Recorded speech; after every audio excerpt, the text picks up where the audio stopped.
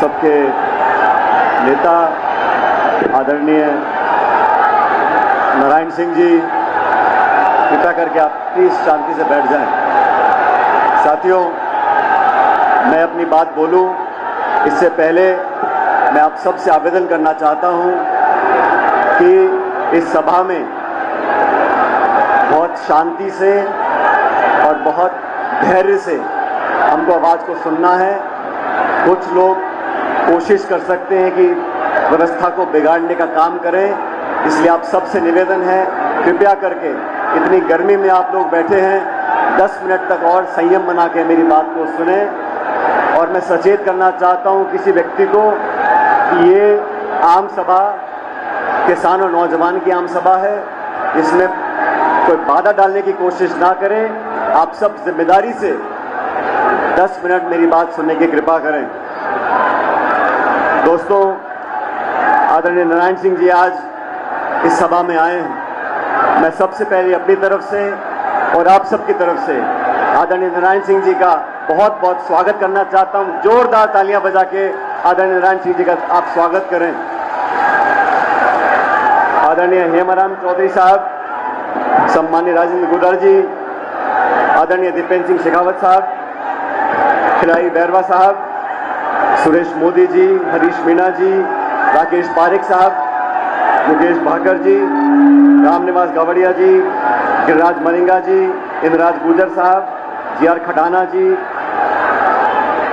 वीरेंद्र चौधरी साहब, अमर सिंह जाटव साहब, पूर्व मंत्री राजेंद्र चौधरी जी, वेद सोलंकी जी, पूर्व मंत्री के.सी. बिश्नोई साहब, महेश शर्मा जी, पूर्व सांसद गोपाल सिंह हिड़वा जी, हमारे यूनिवर्सिटी के नौजवान अध्यक्ष निर्मल चौधरी जी, श्रीमती सुचित्रा आर्य जी, लक्ष्मण गाता जी, सरोज मीणा जी, जालोर से अध्यक्ष समरजीत सिंह जी, चुनीला राजपुरोहित जी, ओम प्रकाश मामू जी, शेर सिंह सूपा साहब, विद्याधर जी, महेंद्र सिंह रलावता जी, पूर्व मंत्री रामगोपाल बैरवा साहब, पूर्व विधायक महेंद्र मीणा जी, भीमराज भाटी साहब, गजेंद्र सांकला जी, अजय बोरा जी, पूर्व विधायक नमल किशोर मीणा जी, शोभा सोलंकी जी, पूर्व विधायक रामनारायण जी, विजय जैन साहब, पूर्व महापौर ज्योति खंडेलवाल जी, मुकेश शर्मा जी, पूर्व पार्षद सुभाष मील साहब, मनीष यादव जी, आबिद कागजी साहब, ओम बिश्नोई जी।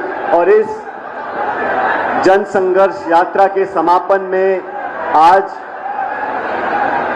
आप सब लोग, नौजवान, बुजुर्ग, महिला, बच्चे, जो इतनी बड़ी तादाद में यहां पर आए हो, मैं आप सबका हाथ जोड़कर बहुत बहुत धन्यवाद करना चाहता हूं, आपका शुक्रिया करना चाहता हूं। साथियों, मुझसे पूर्व वक्ताओं ने मंच पर अपनी बात रखी। मैं इस मौके पर आपको बताना चाहता हूं क्या परिस्थितियां पैदा हुई, राजस्थान में क्या घटनाक्रम पैदा हुआ, जिसको लेकर इस यात्रा को हमने निकाला। आप सब जानते हो, जब 2013 में हमारी सरकार राजस्थान से हटी थी, उस समय 200 में से कांग्रेस के मात्र 21 विधायक रह गए थे। उस समय सोनिया गांधी जी, राहुल गांधी जी ने, मैं केंद्र सरकार का मंत्री था, मुझे जिम्मेदारी दी कि राजस्थान में पार्टी का बहुत बुरा हाल हो गया, आपको जाके पार्टी का अध्यक्ष बनना है। और इतिहास गवाह है, मंच पर तमाम हमारे साथी बैठे हैं, आप सब ने देखा 2013 से 18 तक हमने खून पसीना बहाकर, सब साथियों ने, सब वरिष्ठ नेताओं ने, कार्यकर्ताओं ने एकजुटता का परिचय दिया और 2018 तक हम लोगों ने मेहनत करी। इन 5 सालों में हमने वसुंधरा जी की सरकार, जो भाजपा की सरकार थी, उसका विरोध किया, कड़ा विरोध किया, नीतियों के आधार पर, शासन के आधार पर, प्रोग्राम के आधार पर और भ्रष्टाचार के आधार पर। 5 साल तक वसुंधरा जी के शासन में जो खुली लूट मची थी, जो बजरी माफिया, शराब माफिया, जमीन माफिया, भू माफिया, खान माफिया पनपा था, उसके खिलाफ हम सब ने आरोप लगाए। मैं प्रदेश का अध्यक्ष था, लेकिन तमाम नेताओं ने, सम्मानीय गहलोत साहब ने भी बढ़ चढ़कर हर मीटिंग में, हर भाषण में वसुंधरा जी पर आरोप लगाए। आरोप लगाए कि नहीं लगाए, मुझे बताओ। जब सरकार हमारी बनी, अभी हेमराम चौधरी साहब बता रहे थे, बाज आया, उसने माला किसी के गले में डाल दी। अब बाज क्या करता हमारे हाथ में नहीं है, लेकिन जब सरकार हमारी बनी तो हमारा दायित्व था कि जो हमने कहा उसको कर कर दिखाएं। आज 4.5 साल पूरे हो गए। 4.5 साल में हम अभी तक उन वादों को पूरा नहीं कर सके जो हमने लांछन लगाया था, आरोप लगाया था, मैंने लगाया था, गहलोत साहब ने लगाया था कि वसुंधरा जी ने करप्शन किया, भ्रष्टाचार किया है। मैं 1.5 साल पहले से उनको चिट्ठी लिख रहा हूं, क्योंकि मुख्यमंत्री जी गृह मंत्री भी है, वित्त मंत्री भी हैं। मैंने चिट्ठी में आग्रह किया कि जांच कराओ, हमारी कथनी करनी में फर्क नहीं होना चाहिए, द्वेषपूर्ण भावना से जांच ना हो, निष्पक्ष जांच हो, पता पड़े किसने क्या किया था, दूध का दूध और पानी का पानी हो जाए। 1.5 साल तक कोई कार्रवाई नहीं हुई। मैंने जयपुर के अंदर एक दिन का अनशन रखा इसी मांग को लेकर कि वसुंधरा जी के कार्यकाल में जो भ्रष्टाचार हुआ उसकी जांच करो, उसकी जांच करो, उसकी जांच करो। 1 महीने तक कुछ नहीं हुआ। उसके बाद 9 तारीख को मुझे लगा अनशन से पार नहीं पड़ी, हमें जनता के बीच जाना चाहिए। और ये भ्रष्टाचार ऐसा मुद्दा है साथियों, दोस्तों, ये समाज को दीमक की तरह खा रहा है। अभी मन से बात कर रहे थे, नौजवानों का भविष्य अगर अंधकार में है, अगर पेपर लीक होता है तो करप्शन की वजह से होता है, भ्रष्टाचार की वजह से होता है। हम लोगों को करारा प्रहार करना पड़ेगा, भ्रष्टाचार को समाप्त करना पड़ेगा। और जो धारणा बनी हुई है कि 5 साल भाजपा 5 साल कांग्रेस, इस धारणा को तोड़ने के लिए हमें दुनिया को दिखाना पड़ेगा कि हम जो कहते हैं वो कर कर दिखाते हैं। 11 तारीख को अजमेर से, अजमेर आरपीएससी का केंद्र है, माध्यमिक शिक्षा बोर्ड का केंद्र है, वहां पर पेपर बनते हैं, वहां से शिक्षा परीक्षा होती है, इंटरव्यू होते हैं, नौकरियां लगती हैं। इसलिए अजमेर जो वहां से 125 किलोमीटर दूर है, वहां से मैंने यात्रा शुरू करी। मुझे कुछ पत्रकारों ने बोला, यात्रा कर रहे हो, गर्मी बहुत है, मई का महीना है, बहुत पीड़ा होगी, 4-5 दिन धूप में चलोगे, बहुत दुख होगा, बहुत पीड़ा होगी। मैंने उनको कहा, हम और आप अगर 3-5 दिन इस चिलचिलाती धूप में चल लें, ये कोई पीड़ा नहीं है। लेकिन वो लड़का लड़की जो पढ़ लिख कर 1-2 साल मेहनत करते हैं, कोचिंग करते हैं, ट्यूशन लेते हैं और किराए के मकान में रहकर लाखों रुपया खर्च कर एग्जाम लिखने जाते हैं, वो पेपर लीक हो जाता है, उसके बाद कैंसिल हो जाता है। अरे बार बार होता है, क्यों होता है? इसकी जड़ तक जाना पड़ेगा। पेपर लीक करने वाले दलाल के किराए के मकान पर बुलडोजर चलता है, लेकिन जो कटारक और गिरफ्तार किया है उसके मकान पे क्यों नहीं चलता बुलडोजर? कानून अपना काम कर रहा है। अगर कानून अपना काम कर रहा है तो पक्षपात नहीं होना चाहिए। मछली छोटी हो या बड़ी हो, उसे तो पकड़ना पड़ेगा। बूढ़ा जी के यहां पर हमने किसान सम्मेलन किया। केंद्र की सरकार ने एमएसपी पर कानून बनाने की बात करी थी, आज तक कुछ किया नहीं। ये बीजेपी वाले भी जो है ये बहुत झूठे लोग हैं, झूठे वादे करते हैं। हमने उनको ललकारने के लिए झुंझुनू के अंदर एक आम सभा करी। वहां मैंने कहा, नागौर में इस बात को मैंने बोला, भाई ये पेपर लीक होता कैसे? ये पेपर लीक तिजोरी से निकलकर लोगों की जेब तक कैसे पहुंचता है? इसमें भ्रष्टाचार होता है। ये पूरा तंत्र, इसको बदलना पड़ेगा। तब कहा गया कि इस पेपर लीक जांच में कोई अधिकारी शामिल नहीं है, कोई नेता शामिल नहीं है। मैं पूछना चाहता हूं जांच पूरी हुई नहीं, आप घोषणा कर रहे हो कि कोई किसी का कोई लेन देना नहीं है। अभी कटारा को आपने अरेस्ट कर लिया। ये कटारा जो सदस्य बने आरपीएससी के, किसके कहने पर बने उसका पता करना पड़ेगा। यह आसमान से तो आए नहीं है। भ्रष्टाचार का मुद्दा नौजवानों के जीवन को अंधकार में धकेल रहा है। मैं तो साथियों आपसे कहना चाहता हूं, इस यात्रा में हम निकले, इस यात्रा का जो संकल्प था जन संघर्ष यात्रा का, वो भाजपा के शासन में हुए भ्रष्टाचार की जांच कराना था।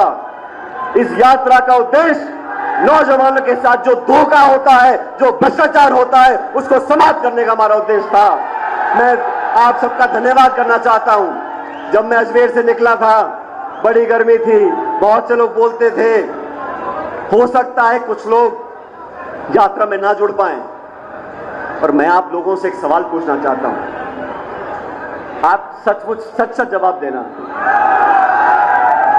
यहां बहुत दूर दूर से लोग आए हैं, अलग अलग जिलों से आए हैं। आप सच सच बताना, क्या आपको इस जयपुर की सभा में आने के रोकने के प्रयास हुए, हां कि ना?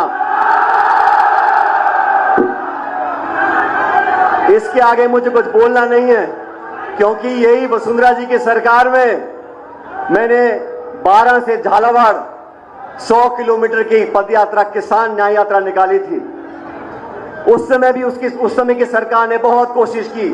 कलेक्टर, एसपी, बीडीओ, तहसीलदार, पटवारी, मास्टर, पूरे सरकार का महकमा लग गया था लोगों को रोकने के लिए। लोग रुके नहीं, किसान यात्रा हुई और उस सरकार को हमारे किसानों की मांग को मांगना पड़ा।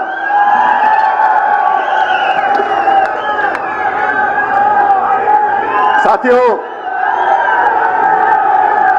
हमारा जनसंघर्ष किसी नेता के खिलाफ नहीं है, हमारी यात्रा किसी के विरोध में नहीं है। लेकिन मैं आज इस मन से कहना चाहता हूं, हमारी यात्रा भ्रष्टाचार के खिलाफ है। हमारी यात्रा नौजवानों के भविष्य को बेहतर बनाने के पक्ष में है, और हम इसमें रुकने वाले नहीं हैं। अभी आपने भाषण सुना आदरणीय हेमाराम जी का। कुछ दिन पहले हम सब बाड़मेर गए थे, और हेमाराम जी बहुत कम बोलने वाले व्यक्तियों में से हैं, लेकिन आज मैं उनका भाषण सुन रहा था। ये कहां की नीति है? अपनी पार्टी के नेताओं को बदनाम करो और भाजपा के नेताओं का गुणगान करो, ये चलने वाला नहीं है।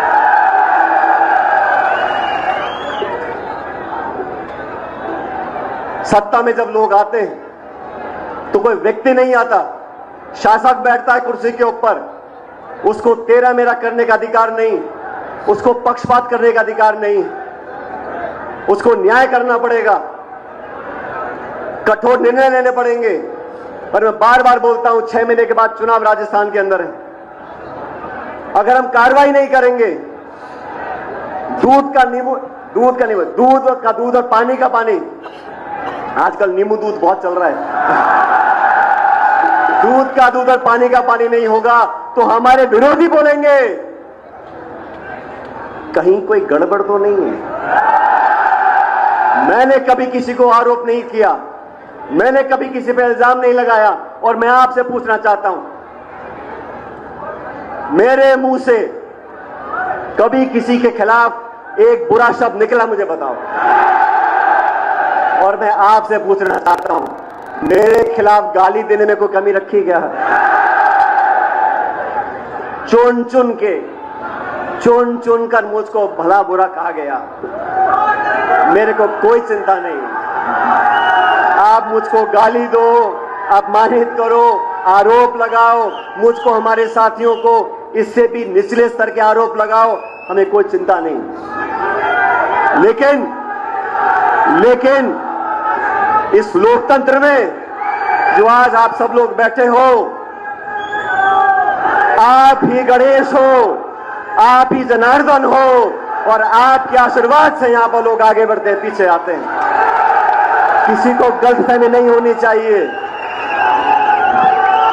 साथियों, राजस्थान के अंदर हर साल 20 से 25 लाख नौजवान बच्चे बच्चियां 20 से 25 लाख नौजवान बच्चे बच्चियां सरकार द्वारा जो एग्जाम होते हैं वो लिखते हैं।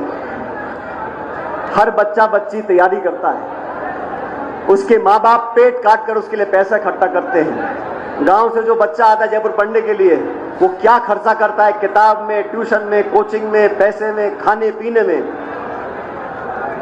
कैसे कैसे पैसा इकट्ठा वो करते हैं। लाख रुपया साल का खर्च होता होगा। लेकिन मैं कहना चाहता हूं,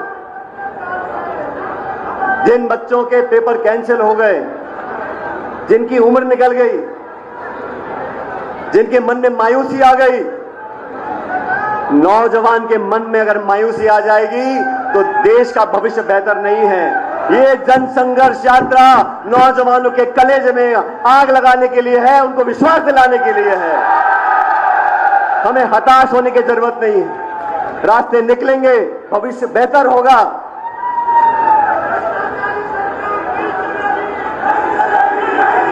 आदरणीय दोस्तों, नौजवान साथियों, मैंने जो मांग रखी है, जो अपार जन समर्थन मिला, वो मुझ व्यक्ति को नहीं मिला।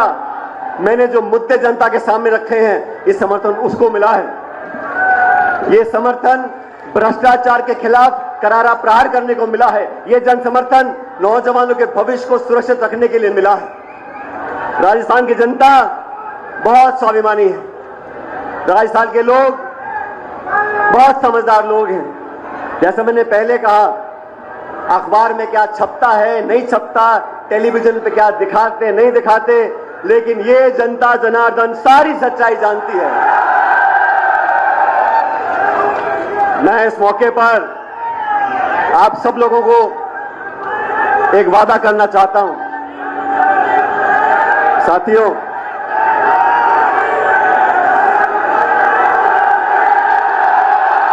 मैं आप लोगों को वादा करना चाहता हूं,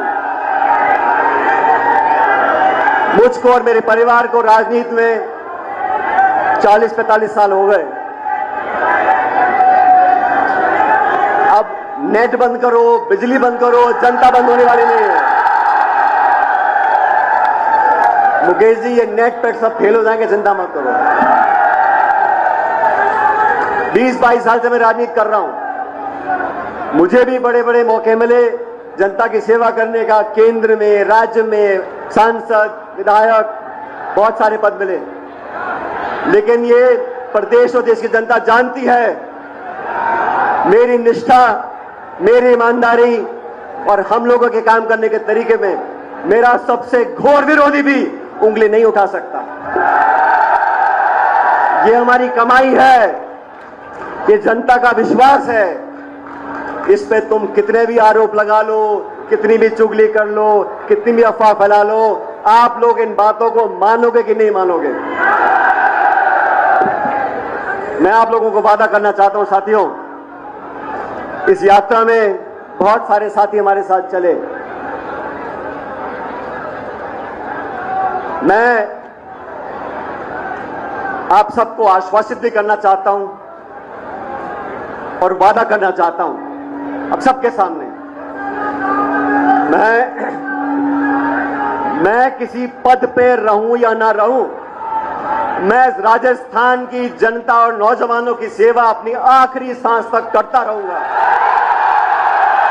और मैं डरने वाला नहीं हूं, मैं दबने वाला नहीं हूं। मैं आपके लिए लड़ा हूं और लड़ता रहूंगा। ये वादा मैं खुले आसमान नीचे करके जा रहा हूं। प्यार से मांगो, हम हाथ काट के दे देंगे। धमका के मांगोगे तो हिलने वाले नहीं हैं। हम लोगों ने कमी नहीं छोड़ी मेहनत करने में, खून पसीना बहाने में। मेरे साथ जो हजारों लोग चले हैं, आज मैं आपको बताना चाहता हूं, आप नौजवानों के पैरों के छालों की कसम, मैं अब पीछे हटने वाला नहीं हूं। आपके साथ रहूंगा, हमेशा रहूंगा। राजनीति सिर्फ सत्ता लेने के लिए है, राजनीति सिर्फ पद पर बैठने के लिए है। नौजवान दर दर भटकता रहे, हम सिर्फ सत्ता का सुख लेंगे, ये संभव नहीं है। जो भी कुर्बानी देनी होगी मैं देने को तैयार हूं, जो भी करना होगा मैं करने को तैयार हूं। अभी चुनाव हुआ कर्नाटक में, भारतीय जनता पार्टी की सरकार थी, कांग्रेस पार्टी ने आरोप लगाया ये 40% की भ्रष्ट सरकार है। जनता ने आरोपों को स्वीकार किया, कांग्रेस को बहुमत दिया और भाजपा को मैदान से भगा दिया। ये भ्रष्टाचारी वो चीज है जो लोगों के दिल में गुजरती है। हमने भी किया था राजस्थान में, लेकिन अब कोई सफाई दे रहा है, दूध और नींबू। कोई कह रहा है कितनी बार बात हुई, 10 बार हुई, 15 बार बात हुई, 20 बार बात हुई। अरे मैंने तो कभी कहा ही नहीं कि मिली भगत है। मैं तो इतना कह रहा हूं कि हमने अपनी जुबान से जो वादा किया लोगों के बीच में, उसको कृपया करके पूरा कर दो। जनता के बीच आना है हमारे को 6 महीने के बाद। इतने सारे लोग यहां धूप में खड़े हैं, यहां आप लोग सच में मेरी ताकत, हम सब की हिम्मत, और जो मंच पर लोग बैठे हैं हम सब आपके सेवक हैं। हम किसी के खिलाफ नहीं हैं, हम किसी का विरोध नहीं करते, लेकिन सच और न्याय का रास्ता उस पर हम चलते रहेंगे। अब दोस्तों, वसुंधरा जी के ऊपर जो आरोप लगाए हम लोगों ने, उसको पूरा करने का समय आ गया। और भी वेद सोलंकी जी भाषण दे रहे थे। वेद बहुत जज्बाती व्यक्ति है, मैं वेद जी आपको बताना चाहता हूं, जिन बच्चों ने पेपर लिखे उनके पेपर कैंसिल हो गए, लीक हो गए। उन लाखों बच्चों ने अपने माँ बाप के पैसों को जो खर्च किया, उनके साथ जो धोखा हुआ, उनके साथ जो नाइंसाफी हुई, अगर बच्चा मेहनत करके पेपर लिखता है और पेपर आउट हो जाता है, उस बच्चे की क्या गलती मैं पूछना चाहता हूं, उस नौजवान ने क्या बुरा किया। इसलिए हमारी सरकार, हम लोग, ये मैं मांग करता हूं, जितने भी बच्चे हैं जो पेपर लीक से प्रभावित हैं, प्रत्येक नौजवान को आर्थिक मुआवजा देना चाहिए जो उसका खर्चा हुआ है। आरपीएससी इतनी बड़ी संस्था जयपुर में है, आरपीएससी में जो आज जो धारणा बनी हुई है कि वहां जुगाड़ चलता है, आरपीएससी में नियुक्तियां राजनीतिक दृष्टिकोण देकर की जाती हैं। किसी का भांजा, किसी का भतीजा, किसी की बीवी, किसी का घरवाला।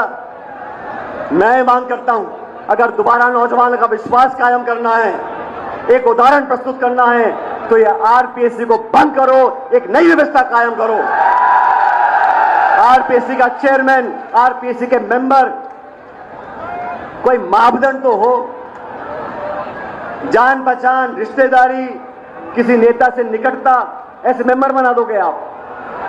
मेंबर को हटाने के लिए राष्ट्रपति तक जाना पड़ता है, लेकिन बनाने में क्या है, एक ऐसा कानून बने पारदर्शी तरीके से, आरपीएससी का चेयरमैन, आरपीएससी के मेंबर, और जो जांच होती है, जब हाईकोर्ट का जज बनता है उसकी आईबी जांच करती है, उसके पृष्ठभूमि की जांच की जाती है, कहां उठता है, कहां बैठता है, क्या खाता है। इन मेंबर्स की, जो नए मेंबर बने, उनकी जांच होनी चाहिए, और ऐसे बने कोई साइंटिस्ट हो, कोई लेक्चरर हो, कोई प्रोफेसर हो, जिसका कोई वजूद हो, ऐसे लोगों को मेंबर बनाना चाहिए। तो आरपीएससी को भंग कर कर एक पूरा मूल चूक परिवर्तन, ये कोचिंग क्लास, ये अधिकारी, ये प्रिंटिंग प्रेस, ये आरपीएससी, ये माध्यमिक शिक्षा बोर्ड, ये जो पूरा जंजाल बना हुआ है, इसको ध्वस्त करना पड़ेगा, एक नया खाना बनाना पड़ेगा।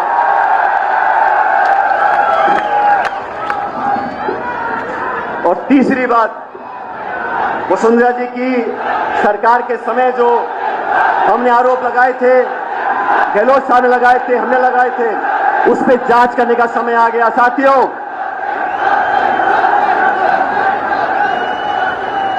उन आरोपों पर जांच होनी चाहिए। मैंने चिट्ठी लिखी, बार बार लिखी, आवेदन किया, आग्रह किया, निवेदन किया, कार्रवाई हुई नहीं। मैंने अनशन किया, कार्रवाई हुई नहीं। हमने जन संघर्ष यात्रा निकाली, मैं उम्मीद करता हूं कार्रवाई होगी।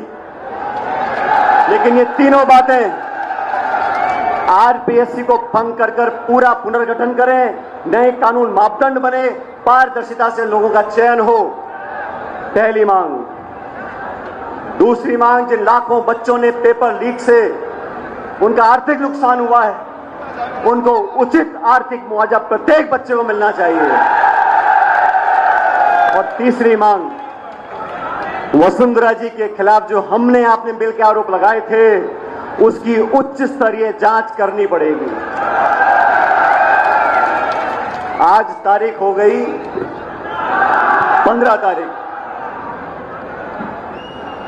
इन तीनों मांगों को अगर आप सब समर्थन करते हो तो दोनों हाथ खड़े कर मुझे बता दो कि ये मांग होनी चाहिए कि नहीं होनी चाहिए। अब इन मांगों को मनाने के लिए 15 मई आज का दिन है। आज हमारी जनसंघर्ष यात्रा यहां पर समाप्त हो रही है आज की जयपुर में, लेकिन इस महीने के आखिर तक 15 दिन बचे मेरे ख्याल, इस महीने के आखिर तक ये तीनों मांगे नौजवानों के हित में और भ्रष्टाचार के खिलाफ अगर नहीं मानी गई तो मैं आप लोगों को बताना चाहता हूं, अभी मैंने गांधीवादी तरीके से अनशन किया है, जनसंघर्ष यात्रा करी है। महीने के आखिर तक अगर कार्रवाई नहीं होती तो पूरे प्रदेश में मैं आंदोलन करूंगा आप लोगों के साथ।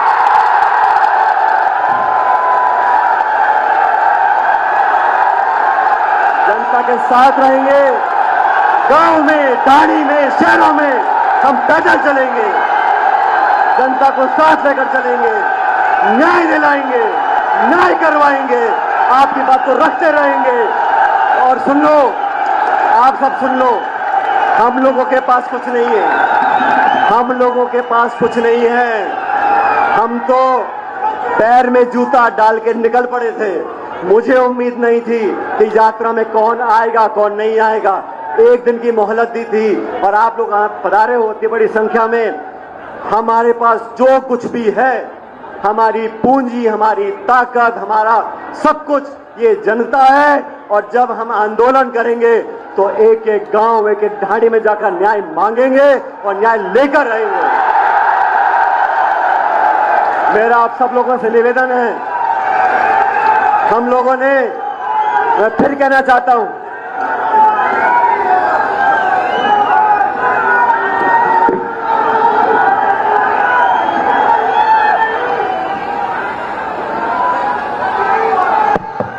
अगर 15 दिन में मांगे नहीं मानी गई तो अब याचना नहीं रण होगा, तो बारी भीषण होगा।